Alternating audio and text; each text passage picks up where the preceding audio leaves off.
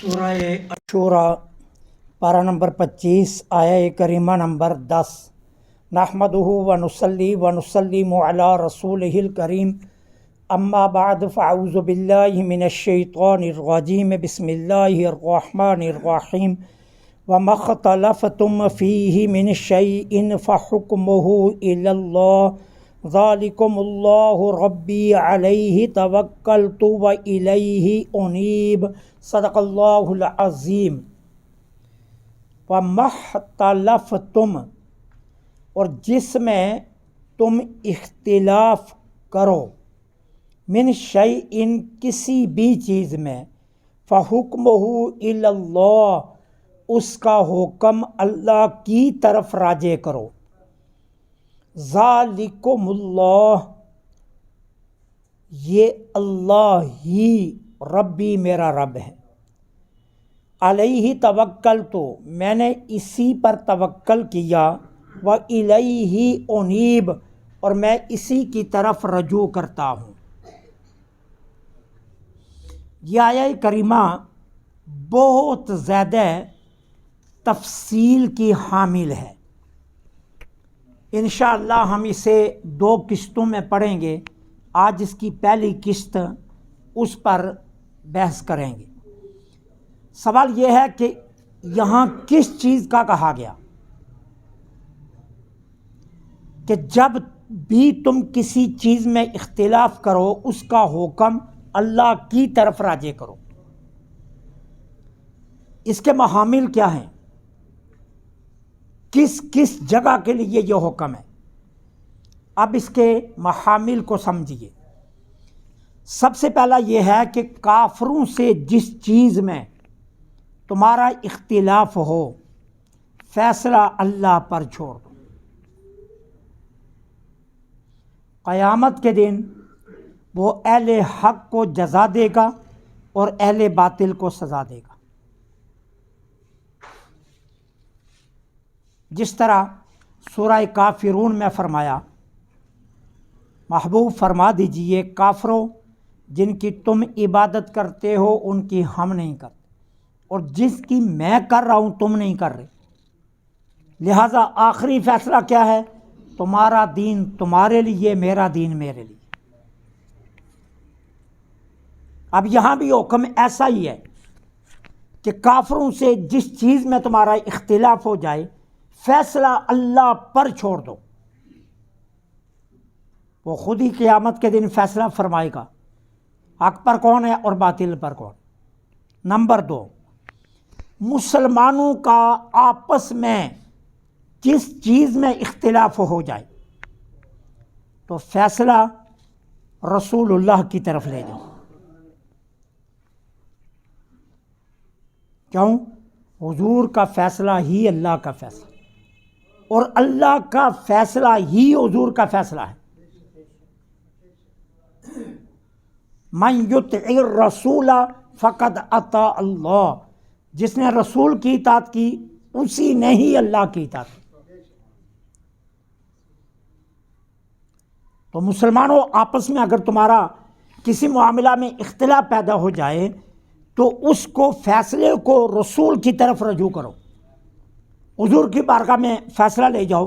سرکار دو عالم صلی اللہ علیہ وسلم جو فیصلہ فرما دیں وہ فریقین کو منظور ہونا چاہیے۔ نمبر 3، جب تمہارا کسی ایسی چیز میں اختلاف ہو جائے جس کے علم اور حقیقت تک رسائی کا کوئی ذریعہ تمہارے پاس نہیں ہے،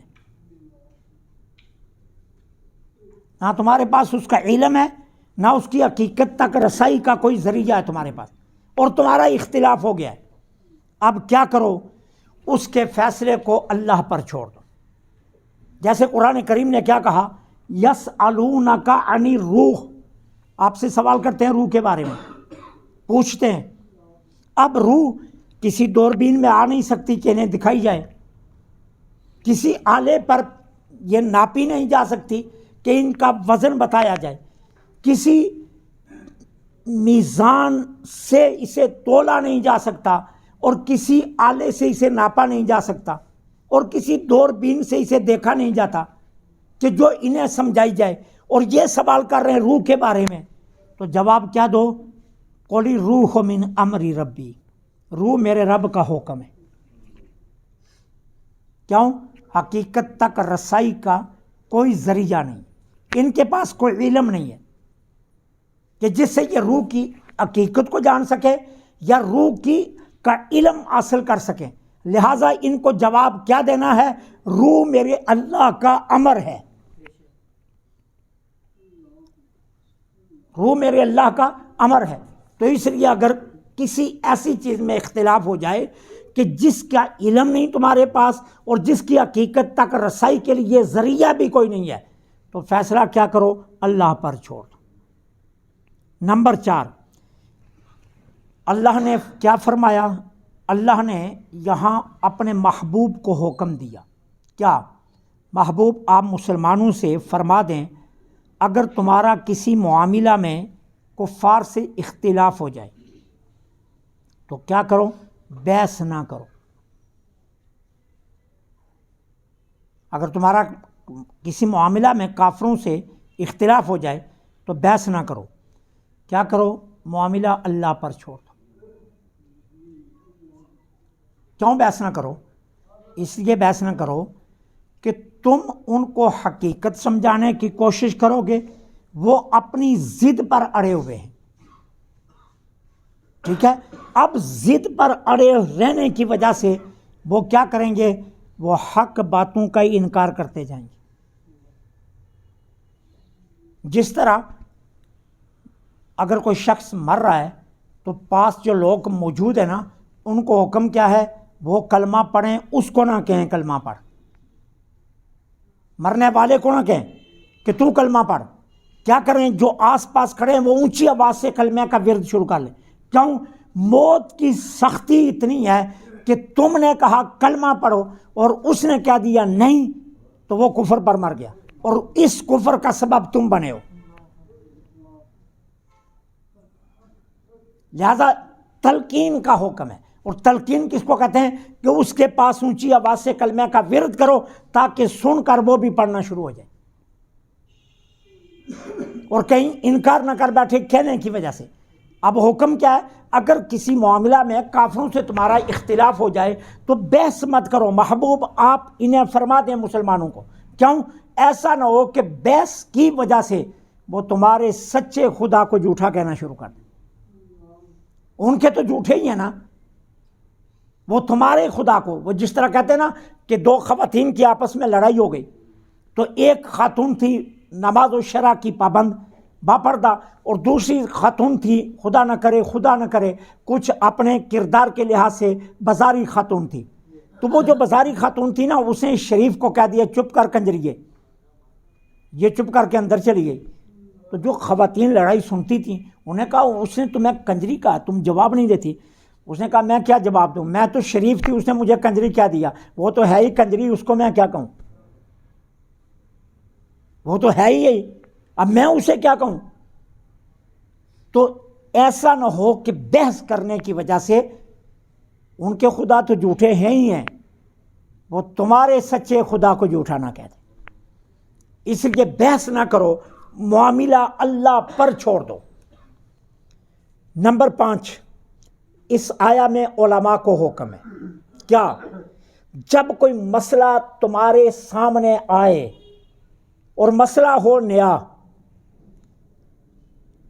مسائل نئے بھی تو ہیں نا، اب قدیم کتابوں میں جدید مسائل نہیں ملتے، مسئلہ ہے تمہارے پاس نیا۔ اب نیا مسائل کیا ہیں؟ طیارے میں نماز، چلتی ٹرین میں نماز، ریڈیو ٹیلی ویژن کے اعلان پر روزہ رکھنا اور روزہ چھوڑنا اور عید کرنا، یہ جدید مسائل ہیں، یہ قدیم مسائل نہیں ہیں۔ قدیم مسائل کیا ہیں؟ کہ چاند دیکھ کر روزہ شروع کرو، چاند دیکھ کر روزہ ختم کرو، یہ ہے قدیم مسئلہ۔ اب اعلان والا تو قدیم مسئلہ نہیں ہے، یہ تو جدید مسئلہ ہے۔ اب طیارے میں نماز یہ جدید مسئلہ ہے، ٹھیک ہے نا؟ اس طرح کے سینکڑوں جدید مسائل ہیں۔ اب اگر تمہارے پاس کوئی آ گیا جدید مسئلہ اور اس کا حل قدیم مسائل میں نہیں ہے۔ علماء کو کیا حکم ہے؟ علماء کو حکم یہ ہے کہ پہلے اس کا حل قرآن میں ڈھونڈو، نہیں ملتا رسول اللہ کی سنت کی طرف رجوع کرو، نہیں ملتا اجماع امت کی طرف رجوع کرو، کہ امت کے جو بڑے بڑے لوگ تھے، صحابہ، تابعین، ائمہ مجتہدین، محدثین، جن کے اندر اجتہاد کی قوتیں تھیں، ان کے پاس یہ مسئلہ آیا تو انہوں نے کیا کیا؟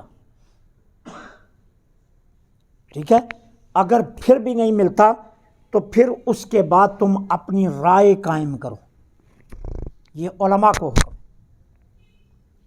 جس طرح حدیث پاک میں ہے۔ سرکار دو عالم صلی اللہ علیہ وسلم نے جب حضرت معاذ بن جبل کو یمن کا گورنر بنایا، حضور انہیں رخصت کرنے کے لیے سرحد مدینہ تک پیادل چلے، انہیں سواری پر بٹھایا اور حضور ان کی سواری کے ساتھ ساتھ چل رہے تھے۔ انہوں نے بڑی کوشش کی سواری سے اترنے کی، سرکار نے نہیں اترنے دیا، اور جہاں مدینہ پاک کی سرحد ہے وہاں تک حضور گئے انہیں رخصت کرنے کے لیے۔ کیوں؟ سرکار نے فرما دیا تھا معاذ اس کے بعد تیری میری ملاقات نہیں ہوگی۔ اس لیے سرکار انہیں اسپیشل الوداع کرنے کے لیے گئے۔ اب راستے میں پوچھا معاذ اب تمہیں یمن کا گورنر بنایا ہے، ظاہر ہے تم فیصلے کرو گے، تمہارے پاس فیصلہ ہے تو کیا کرو گے؟ عرض کی حضور قرآن کی طرف رجوع کروں گا۔ میرے آقا نے فرمایا اگر قرآن سے تجھے نہ ملا، کہا حضور پھر آپ کی سنت کی طرف رجوع کروں۔ فرمایا اگر میری سنت کی سے بھی نہ ملا تو کہا حضور میں پھر صحابہ کی طرف رجوع کروں گا۔ میرے آقا نے فرمایا اگر صحابہ کے اجتماع سے بھی تجھے نہ ملا تو عرض کی پھر حضور میں اپنی رائے سے فیصلہ کروں گا۔ تو میرے آقا نے اس موقع پر کیا فرمایا؟ اللہ کی تعریف ہے جس نے مجھے صاحب رائے گورنر عطا کیے۔ تو علماء کو یہ حکم ہے کہ اگر تمہارے پاس جدید مسئلہ آ گیا جس کا حل تمہیں نظر نہیں آ رہا تو اس کے لیے تم کیا کرو گے؟ سب سے پہلے قرآن سے، پھر سنت سے، پھر اجماع امت سے، اور پھر آخر میں اپنی رائے۔ یہ ترتیب اس آیت میں بتائی گئی فیصلہ کرنے کی کہ تم نے فیصلہ یوں کرنا ہے۔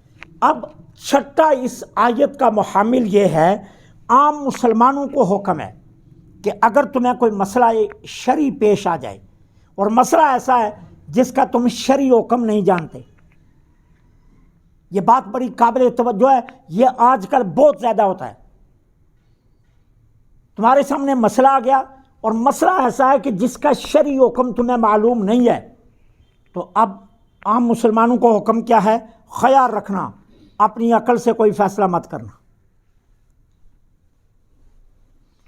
اپنی عقل سے کوئی فیصلہ مت کرنا۔ حکم یہ دیا گیا، کدھر رجوع کرنا؟ اہل علم اور اہل فتویٰ کی طرف۔ اپنی عقل سے رائے مت قائم کرنا۔ کیوں؟ اس لیے منع کیا گیا کہ عقل میں وہم اور خیال کی آمیزش رہتی ہے۔ عقل کبھی ایک فیصلے پر قائم نہیں رہتی۔ یہی وجہ ہے نا کہ دیکھیے آئنسٹائن نے کئی تھیوریاں بنائی، بعد والوں نے کہا یہ صحیح نہیں ہے، یہ ہے۔ اس سائنسدان نے نہیں بنائی تو اس نے کہا کہ یہ نہیں ہے، اب یہ ہے۔ آئے دن اصول بدلتے ہیں، آئے دن جدید تحقیق ہو رہی ہے۔ کیوں؟ معلوم یہ ہوا کہ عقل کے فیصلے حتمی نہیں ہیں، عقل کے فیصلے دائمی نہیں ہیں۔ عقل میں وہم اور خیال کی آمیزش رہتی ہے۔ کوئی بھی آپ فیصلہ کرنے لگتے ہیں، اب آپ کہتے ہیں جی میں جنرل سٹور بنا لیتا ہوں، پھر رات ساری سوچتے رہتے ہیں یار جنرل سٹور میں نقصان بھی ہے نفع بھی ہے، وہ فلاں نے بنایا تھا وہ سارے کو نقصان ہو گیا۔ وہ نہیں یار وہ دیکھو طاہر الحمد فلانا علی رضا یہ فلانا بڑا اچھا چل رہے ہیں۔ اب خیال کسی ایک جگہ جمتا نہیں ہے۔ اس کا مطلب یہ ہے کہ آمیزش ہے عقل کے ساتھ وہم اور خیال کی، لہذا وہم اور خیال کی آمیزش کی وجہ سے شیطان انسانی عقل میں شبہات ڈالتا ہے، اور اللہ نہ کرے شرعی معاملہ آپ کے سامنے آ گیا اور معاملہ ہوا توحید کا، ذرا بھی شبہ خیال میں آ گیا تو ایمان جاتا رہے گا۔ توحید کے بارے میں شبہ بھی آ گیا تو ایمان سے فارغ ہو جاؤ گے۔ اسے کہا اپنے عقل سے کوئی فیصلہ مت کرنا، اہل علم اور اہل فتویٰ کی طرف رجوع کرنا۔ جس معاملہ میں بھی تمہارا اختلاف ہو جائے راجع اللہ کی طرف ہو جانا۔ کیا مطلب؟ کہ جس حیثیت کے تم ہو اس کے مطابق فیصلہ کرنا۔ اگر تم عام لوگ ہو اور تمہارے شرعی مسئلے کا علم نہیں ہے تو تم فوراً رجوع اہل علم اور اہل فتویٰ کی طرف کرنا، اپنی جانب سے کوئی فیصلہ مت صادر کرنا، ورنہ تم مار کھا جاؤ گے۔ ٹھیک ہے؟ اور ایسا بسا اوقات ہوتا ہے، ایسا بسا اوقات۔ میں ایک مرتبہ مجھے اچھی طرح یاد ہے، خیام میں ایک نکاح پڑھانے کے لیے گیا تو ایک صاحب میرے ساتھ بیٹھے ہوئے تھے، تو باتیں چل پڑی تو وہ پنجاب یونیورسٹی کے پروفیسر تھے، لاہور سے تشریف لائے تھے۔ اچھا، وہ جن کی شادی تھی وہ بھی پروفیسر تھے، ان کی بیٹی کی شادی تھی، تو وہ انہیں مجھے نکاح کے لیے بلایا۔ اچھا، وہ کہنے لگے جی میں نے جو ہے نا دیکھ لیا کہ اگر 3 طلاقیں یک مرتبہ ہی دی جائیں تو 3 نہیں ہوتی۔ تو میں نے کہا جی آپ نے یہ کہاں سے نکال لیا؟ کہنے لگے جی میں نے ساری بخاری و مسلم سیاق ستہ ساری پڑھی ہے، تو میں نے سیاق ستہ میں یہی مسئلہ سمجھا کہ 3 طلاقیں اکٹھی دی جائے تو یہ 3 طلاقیں نہیں ہوتی۔ تو میں نے کہا اگر 2 اکٹھی دی جائیں تو کہنے لگے 2 بھی نہیں ہوگی، ایک ہی ہوگی۔ تو میں نے کہا اللہ کا تو قرآن کہتا ہے طلاق مرتان، 2 طلاقیں اکٹھی دی جائیں تو ہو جائیں گی۔ تم حدیث پڑھتے رہے قرآن کو چھوڑ کر، پہلے قرآن تو پڑھ لیتے۔ ٹھیک ہے، اب جب حدیث کی طرف آئی تو میں نے ان کے سامنے حدیثیں رکھی، میں نے کہا بخاری میں مسلم میں فلاں فلاں چیپٹر جو ہے اس میں یہ حدیث ہے، فلاں صحابی نے طلاقیں دی اکٹھی تینوں، سرکار نے تینوں نافذ کر دیں۔ تو میں نے کہا اب آپ کا کیا خیال ہے؟ ٹھیک ہے، تو وہ کوئی آدھے گھنٹے کی بحث کے بعد پھر مجھے خود ہی کہنے لگے جی بات تو آپ کی سچی ہے کہ جانا حدیث اور قرآن پڑھنے کے لیے بھی استاد کی ضرورت ہوتی ہے، تو خود فیصلہ مت کرنا۔ ہمارے لوگ ترجمہ پڑھ کے فیصلہ کرنا شروع کر لیں۔ یارو اردو ہماری قومی زبان ہے، ہماری گٹی میں شامل ہے، ہمیں اردو پڑھنے کے لیے بھی استاد چاہیے۔ ہم پنجابی ہیں نا، ہم پنجابی گٹی میں ہماری میں، لیکن اسکول میں بچے کے سامنے پنجابی رکھو، اگر لکھ جائے تو میں منہ مانگا انعام دوں گا۔ پنجابی نہیں آتی، پنجابی پڑھنے کے لیے بھی استاد چاہیے، اردو پڑھنے کے لیے بھی استاد چاہیے۔